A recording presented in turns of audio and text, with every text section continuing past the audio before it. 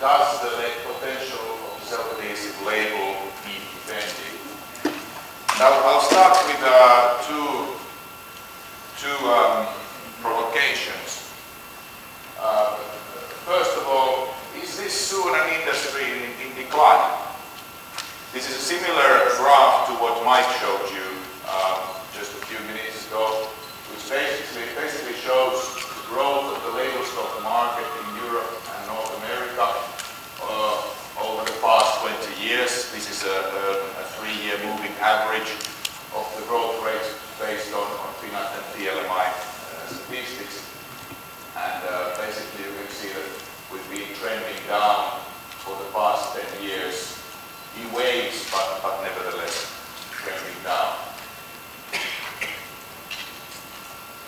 Second angle to the future of the self-adhesive labeling industry are the technologies.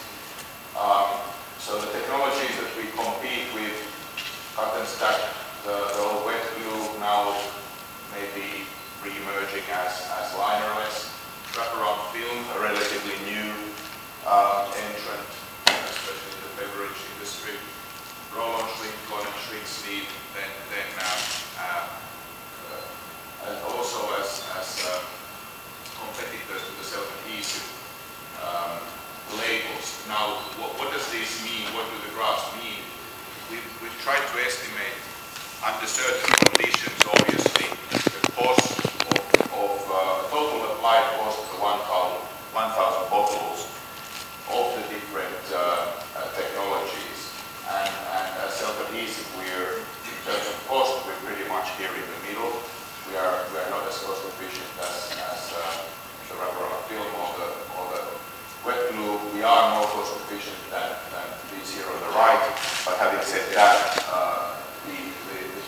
the sleeves have a very strong visual appeal. So the challenge that they pose to the industry is different. Obviously, I mean, much of this is known, especially those of you who are two provocations, two challenges, declining growth rates in Europe and North America, mind you, not other parts of the world, and then this competition from down market and from up market. We'll come back to that, but let me then in fact go to take a different angle to the future, and is where will the world be in 2020? And obviously it's clear that we are not an isolated island in the world as in this industry. The trends and developments globally in the global economy are extremely important to us. So we'll start from the global situation. First of all, it's pretty clear to everybody that the shift in the global economic power continues to accelerate. These are pictures from, in this case, Greece, and this is from the US. This is Shanghai for you. You could put more Delhi there if you wanted, or in Jakarta. The pace of the shift in economic power these years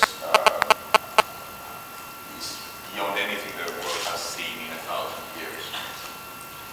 My contention is that this shift will accelerate. It's not only that it will continue, but it will accelerate. Based on forecasting or an institute that we use called Global Insight, in 2020 the developed markets, the economy of the developed markets will be worth 54 billion euros and the emerging markets 28 billion euros. So if currently the developed world is 69% of the global economy, it will go down to 61, and the emerging world will rise from 31 to 39. So this is in a period of 8 years. So basically 1% unit per year is the shift. These are some of the the expectations of the growths in the different areas. Are they right or wrong? Difficult to say, of course, especially in the short term. But if you look at the world now, I would say that at least the estimates for Europe and US at least seem pessimistic.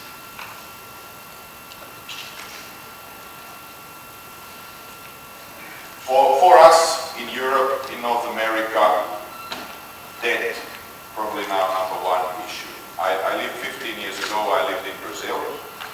At that time, in the West, we had the money, Brazil had the debt, so did all the other emerging, most of the other emerging countries. It's all turned upside down. In a matter of 15 years, it's pretty incredible. In addition to the debt issue, we're faced with aging populations and a general kind of lack of enthusiasm. We like to think. We have a great history. We have culture and all that. So you put together debt, let's say aging populations, and the lack of entrepreneurialism doesn't bode well. It really doesn't. So these are challenges for the Western world. There are a few common challenges, not only to us in the West, but also in the emerging markets. Raw material inflation is definitely one. In this industry, I don't think there's a company who has not experienced that in the past couple of years. I apologize to all our customers who we have been sending price increase letters to.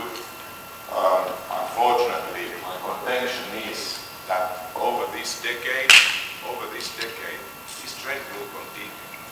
I'm not saying that in the short term there wouldn't be a pause, and I really hope that there will be. But if we look at a little bit longer time, so 5 to 10 year time, the raw material inflation for everything will continue. Why is that? I'll come back to that. This is an index.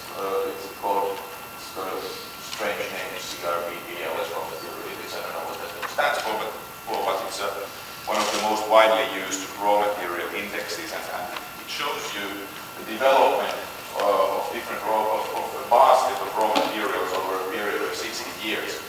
And you can see this period here in the 50s and the 60s flat. In fact, when in real terms the raw material prices at that time came down. Then we have the oil shock, or the two oil shocks, which kind of raised the raw materials to a new level. And there was more volatility, but still we were pretty much in the same trading range, I suppose the investors would say. And in fact, something that I think we really need to keep in mind is that all of us, practically all of us, as businessmen, are products of this period. This is what we believe is normal. So yes, they went up, okay, they'll soon come down, they came down. Yes, they went up, they will come down.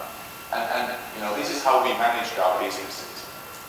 Now, starting 10 years ago, there's been a huge increase. This was the drop in 2008 when the world hit the wall. And again, here we went. And now we can see we're coming down a little bit again now with the recent economic problems. Hopefully we come down more. But we will never come back to this level unless one thing happens. And the one thing, why is this happening? It's the emerging market growth. The economic growth in the emerging market. In this time frame, Brazilians, Indians, Chinese, Southeast Asians were not consumers. They were not sucking in raw materials. It started somewhere here, but it came from such a small base that it really didn't have a big impact. But this increase, it's driven not by what we do in Europe or in North America, it's driven by what the new consuming middle class does in India, in China, in Southeast Asia, and South America. And persists, and I find it difficult to see that it wouldn't persist, then the raw material inflation will continue.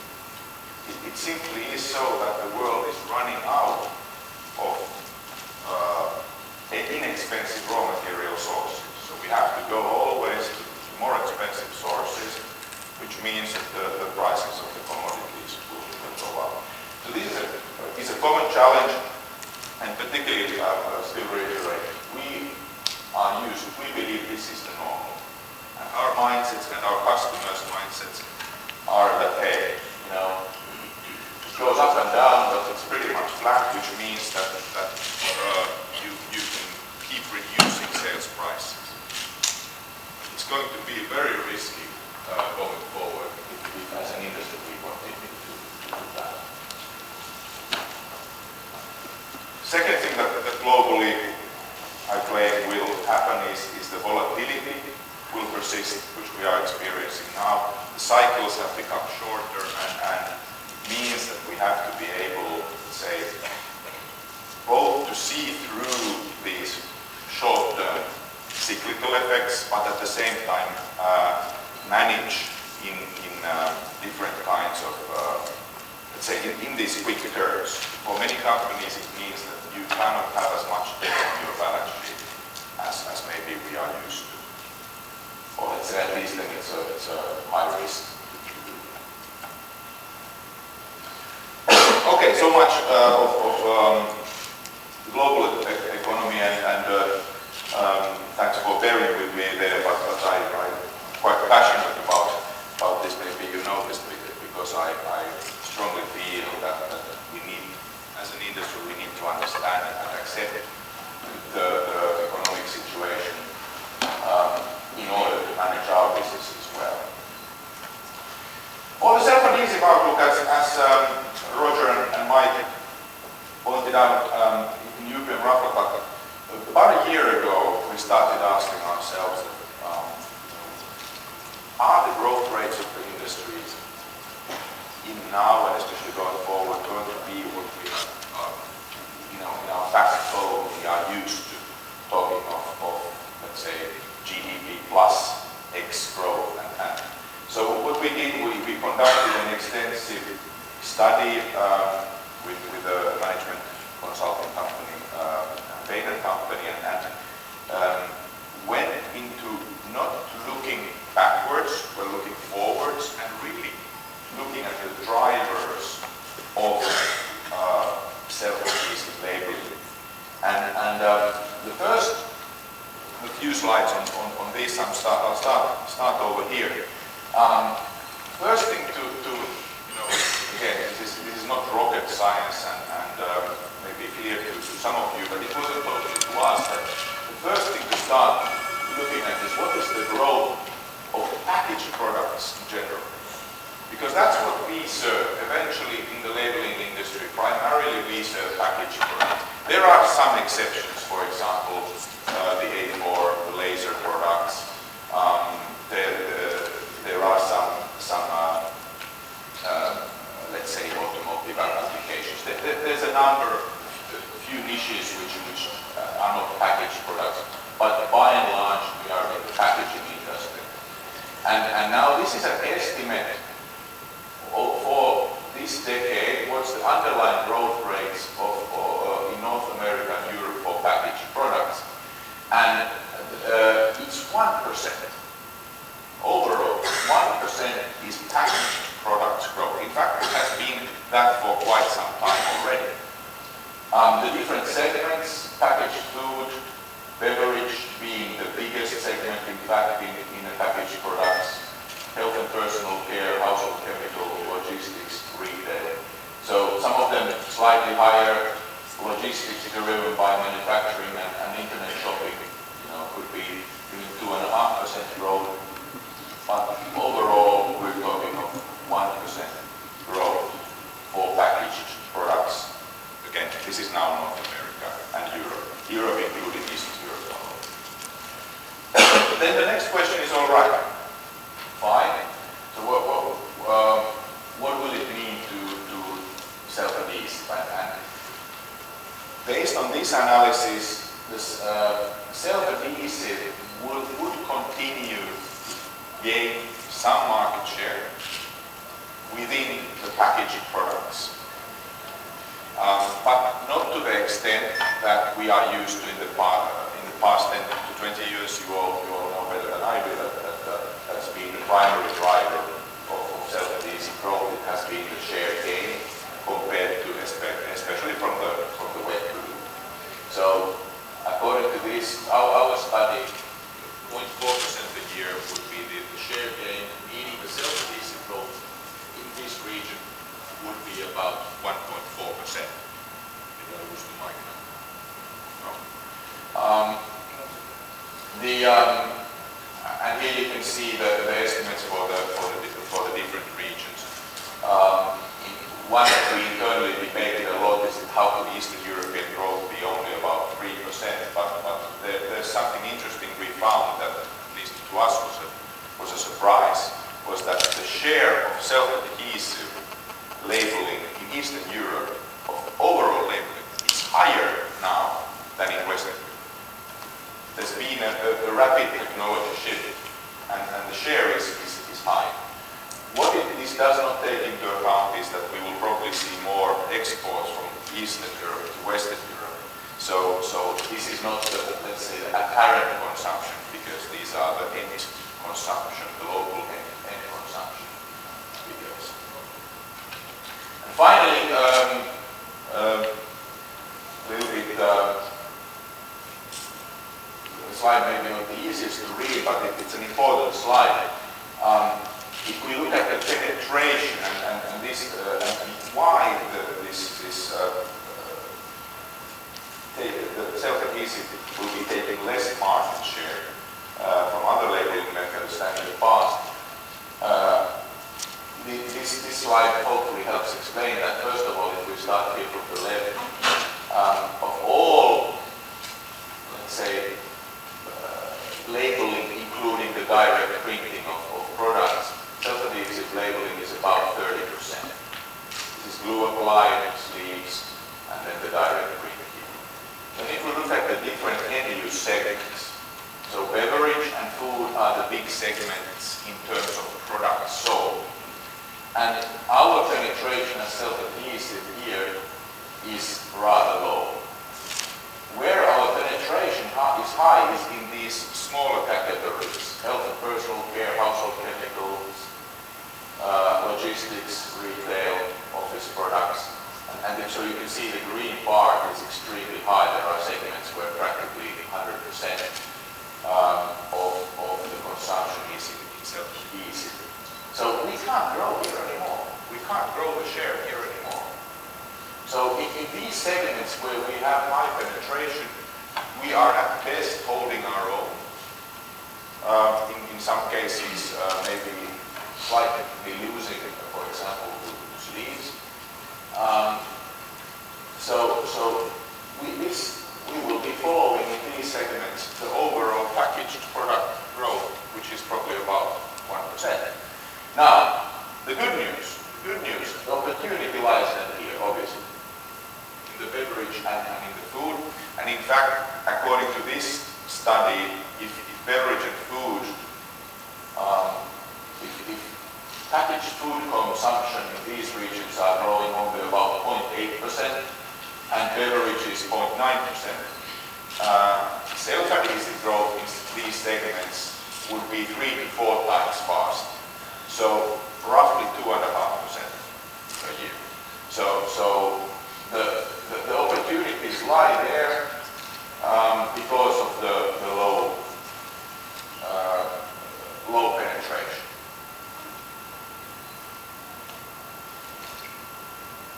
That would be about North America and Europe. Globally, Mike mentioned 4 to 6%.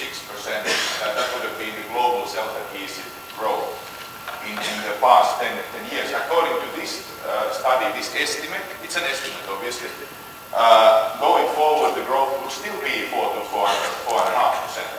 So within the range Mike mentioned. But 80% of the growth will be coming from emerging markets.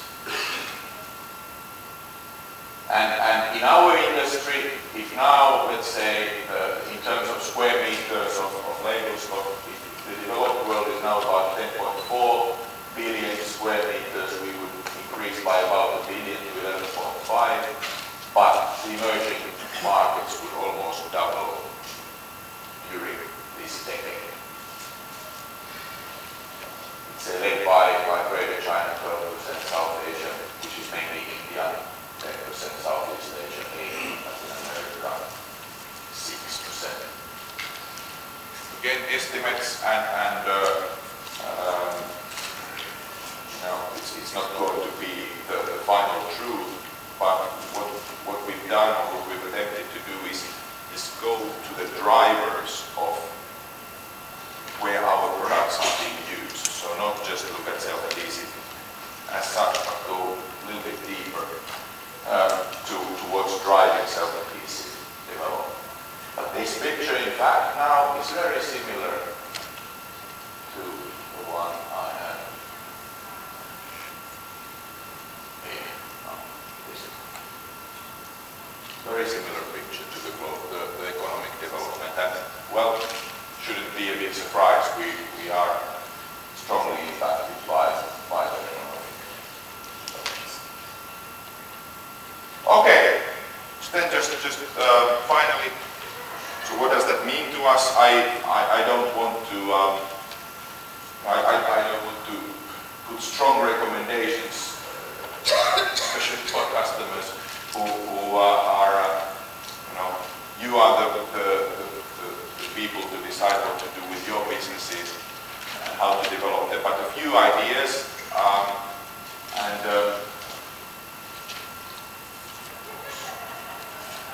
we start from cost out. I mean, inflation, I hope I'm wrong, I really hope I'm wrong, but I fear I'm not. Inflation will continue. Competition in Europe and North America because of the lower growth rates will be tougher. So there are very few companies that can escape the cost out. So looking for ways to reduce costs. I believe strongly, and we believe as a company strongly, and I hope the industry believes, that introducing thinner raw materials is a big part of the solution. It's so simple. Thinner raw materials, less raw material, cheaper. Simplistically, that's what it's about. By introducing thinner raw materials, we are able to fight against inflation. There are many cases in our industry where the products are over-engineered. For example, small sales pitch, if you will accept, we're launching a retail eco product here at the Expo, which is a product where we have taken cost out and made every single component of the product thinner. Because the current products which are used by the industry are over-engineered. They are not needed, they don't need to be as good to many of the applications.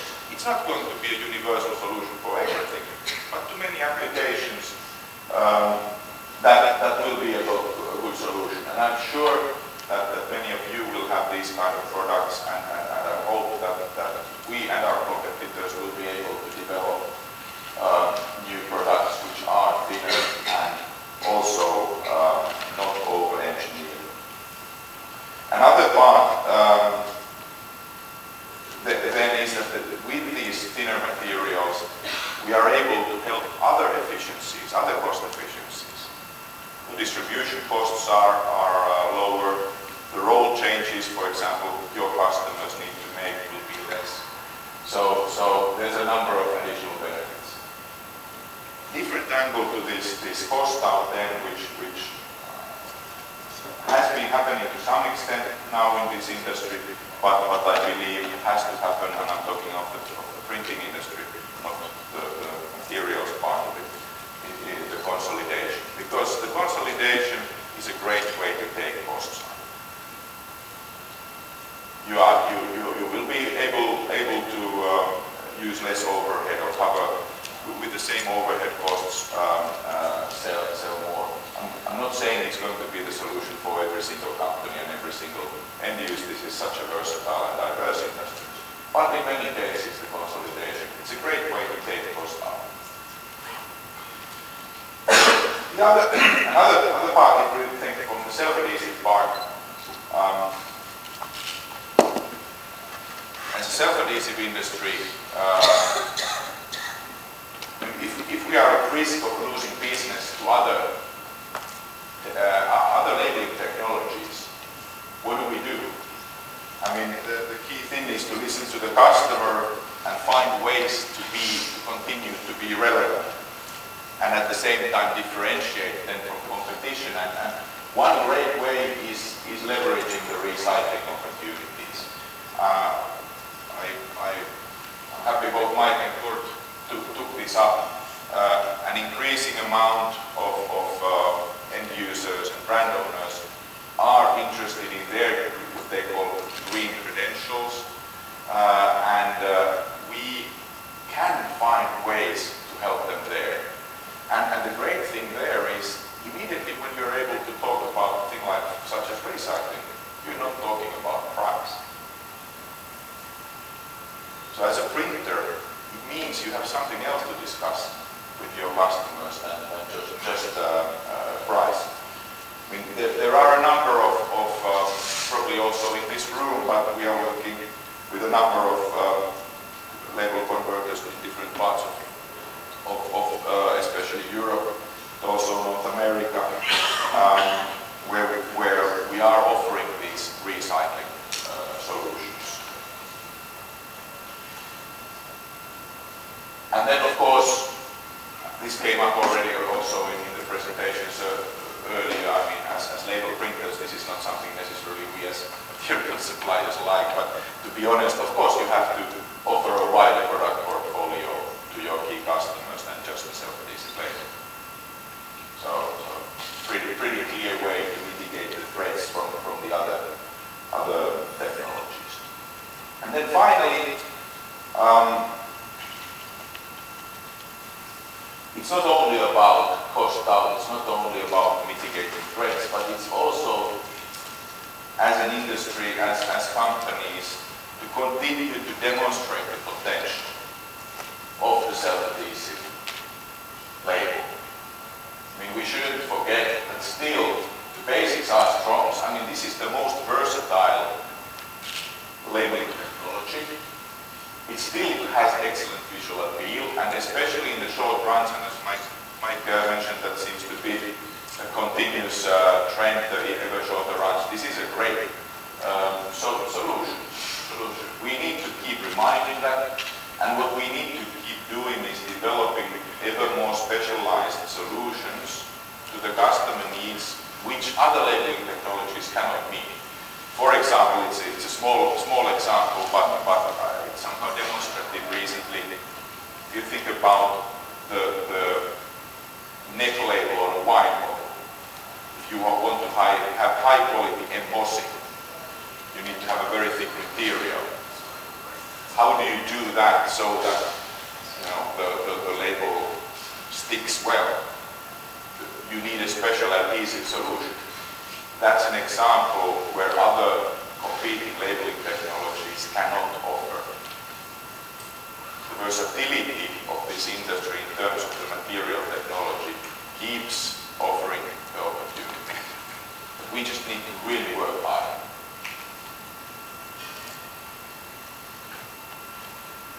The title of the presentation was does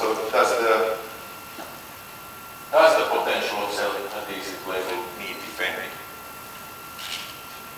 I don't know what your feeling, but my feeling is yes, it does. It does need defending. It won't come automatically. The business won't come automatically anymore, but it can be defended. The tools in terms of the cost outs, the tools in terms of the enhanced customer value, the tools in terms of the recycling, they are there. But we have to just work on them. We have to keep pushing them and pushing them and pushing them. That's my personal feeling, and be obviously extremely interested to hear any of your perspectives and opinions on that. Okay. Thank you.